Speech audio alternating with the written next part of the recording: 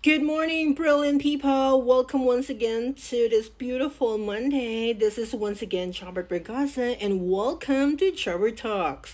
In today's video, mga my dear, medyo emotional ko aning video nga akong i-share sa inyo karon because 3 years na magtulo na ko ka school year diri. Dili siya exactly 3 years good, pero about to finish na ang akong third nga school year in Taiwan. So daghan na jud ka akong na-create nga PowerPoint kung atong sumahon ba. Ya kana man gud akong mga materials tanan nga na-create from the very beginning up until now. Ako gina siyang gina-save sa ako ang kanang Google Drive. Naagi na dito tanan, naka-file gina siya tanan dito. So every time nga kanang murag na ako'y topic nga related, akong ukayon ang akong mga old file kay akong i-repurpose tong ubang PowerPoint nga na ako. Yun na po akong mga style here. Kanang i-put together nako ang mga materials nako, mga old materials nako, unya ako siyang buuhon into another form or feature of presentation. Murag ana siya dear.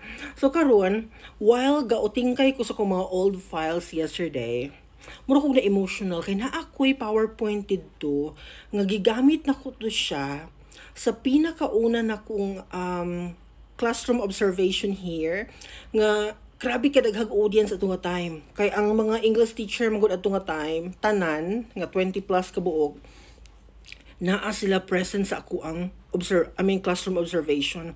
Naagid sila sa akong demonstration ato nga time mga dear. So, amot kung ako lang ba or kitang tanan makarelate kana bitong pag makita ta sa atong mga picture or mga file, mga document nga na-create long before bisag dugay na ka siya mga my dear or pila na ka years ang nilabay. Pag makita bitaw na to ang material, no, medyo ma-emotional ta. I don't know kung ingon anak pod mo, pero ako magkung sa akong case mo gud ing anak ko kanang maka-feel ko ba nga kung giunsa na ko ni siya pag survive before, giunsa na ko ni pag laban before nga ma-protectionan na nako akong self kasi pag moingon mo gud demonstration here, pag mag-observation magud kanang final observation ni mo diri sa Taiwan, that is one of the basis for them to decide if magpadayon pa ka sa imong journey or dili na. Kay kung wala sila ganahi sa imong journey or kanang imong performance, that would lead to something bad happen to you, no? Posibleng desisyonan kanila to end up your journey here. Ingon ana. So maka-feel gyud ko kung giunsa na ko siya pag-fight before kanang medyo naka-emote ko yesterday kay nakaano ko ba mas grabe gid akong paningkamot ani niya. Nakita na ko nga giunsa na ko siya pagbutang ang mga pictures, ang mga text kung unsa pa ko ka ang akong level before ba talking about na makaamgo ko ba nga lang ay maka-reflect ko na hinuon maka-reflect ko ba nga grabe yung paningkamot ni Chobert aning panahon na tinuod man gyud katong mga panahon na katong first school year nako diri grabing paningkamot uy kay moingon ta mga my dear bisan pa og experience na ka nga teacher back in the Philippines for example pagbalik nimo pag-anhin nimo sa laing nasod mag back to zero jud kaday mao gini tinuod kay ang imong kanang mga practices in the Philippines most of the time di na nimo siya ma-apply sa another country. Daghay mga restrictions, mga new things nga dapat nimong masabtan o dili applicable sa ilahang country, dili applicable sa ilang mga estudyante. So magmatter gyud, no? Dili kita makaingon kay experience na ka sa Philippines, moingon po ka nga maayo na kay kapag abot nimo sa laing nasod. No, dili ta makaingon ana gyud. Mo start gyud ta from the very basic unya ato ging i-learn ang ilang way kung unsaon nila nga makakat-on sila unsay pamaagi unsay normal nila nga maka-learn sila sa imuhang discussion ana given nga na language barrier di kay sila exposed sa English unsaon na nimo pag-deliver pero ang ako yung ma-remember ito nga PowerPoint grabe gid akong kanga ato dear kanang kumbaga 50-50 gid ang show nga i-survive na ko siya nga moment. Pero grabe na akong paningkamot ato. I know, Jobert pa ka. Pag sa Jobert nagali ang mo trabaho, especially pag needed na siya, mo arangkada jud ko ana, no? Naningkamot jud ko may ato pero kabalo pug ko or aminado pug ko nga dili gito mo ipinaka the best nako. Kadito maghisgot ta mga my dear og kanang self-development or professional growth kumbaga. Kaning kalambuan sa tong kaugalingon ba lami paminawon no. I don't know kung ingon ani ba mo pero sukad mo gud nga na realize na kun isya Niya na dyan ko sa akong kaugalingon, dili gyud ako i-compare ang akong self to anyone in this world.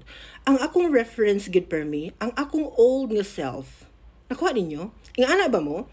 Kana bang every time bitaw nga manghina ko mga my dear, for example, currently na ako gipagdaanan, na bash ko or na discriminate ko, na question ang akong teaching ability, ingon ana. Ang ako bitong basis no para mo balik ang akong strength, for example, nga mo bakod ko, ma-activate na ko akong kaugalingon. Mulantaw ko sa akong mga old nga mga file. Ang akong mga old nga mga ginahimo, gipanghimo or na-perform, na-submit nga mga document or whatsoever nga lesson nga akong na-create. Balikan ako to siya ng tawon. Unya akong i-compare ang akong present nga performance. Makita na ko dito nga la, grabe naman di ka akong kabaguhan ang nahimo ni Jobert. Grabe naman di learning nga iyang nakuha when it comes to kanang exposure to how to deliver the lesson to Taiwanese kids or students ingon ana. So at some point, imbes ka mawad-an kag paglaom sa imong kaugalingon, mabawi to nimo. Mura bang ma-recover ni imong self nga no, ayaw gyud i-down imong kaugalingon kay tungod dakog kabaguhan. Kung lantawon nimo ang katong previous nimo nga mga performances og karon, diha nimo masugod or diha mag-start ang appreciation nato sa atong kaugalingon, which is very important. Mo bitaw nang giingon mga my dear nga we should be kind to ourselves. Kana bang sa atong kaugalingon dapat kind gid ta. Dili na to dauto na atong kaugalingon dito may kabulok kini mo wa kay talent pangit kag dagway ingon ana ayaw kay ikaw dapat ang number 1 nga mo uplift sa imuhang kaugalingon. Mao gid ni akong na realize through the years nga dili gid nako i-down ang akong self. Stop saying dili ka maayo. Always say you are the best. Ikaw ang pinakamaayo. Wala ko'y L kung may ka hilom oy kadaghan tay maayo. No. Akong itan-aw only ang akong self. 5 years ago or 10 years ago, I'm just comparing myself. Wala ko nag-compare sa ubang tao. I'm not comparing myself to anyone else in this planet. I'm just thinking my previous years and seeing myself today. Munang mo-enjoy ko nga, I'm the best teacher in this country. Kung musuki ka, bahala ka. Basta mauna akong pananaw, di ba? Kung mo pa kag physically, I'm the most beautiful.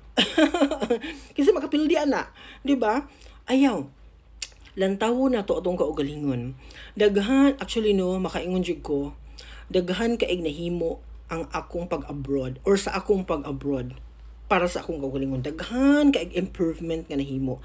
Sa akong professional growth, for example, the way ko mo talk sa una, first katong mga first akong school year here, grabe, uy, kamas-kamas.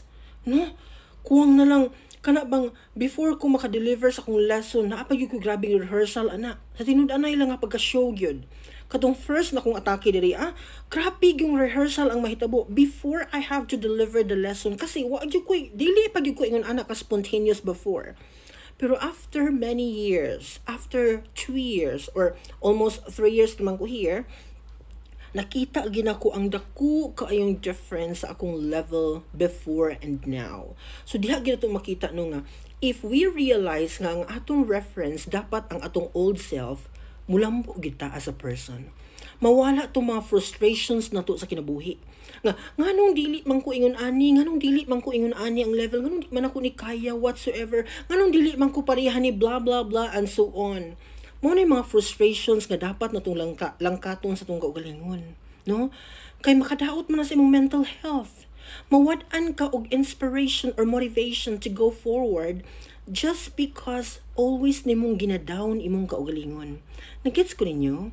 So again, akong balikon, if naagali mo sa portion sa iyong life nga nag-doubt ka sa imong performance if you are good or not, baliki imuhang mga performances 5 years ago or 10 years ago, ma-realize din mo nga how good you are today or how you improved through the years. Ing-ana nato dapat i-appreciate sa atong kaugalingon.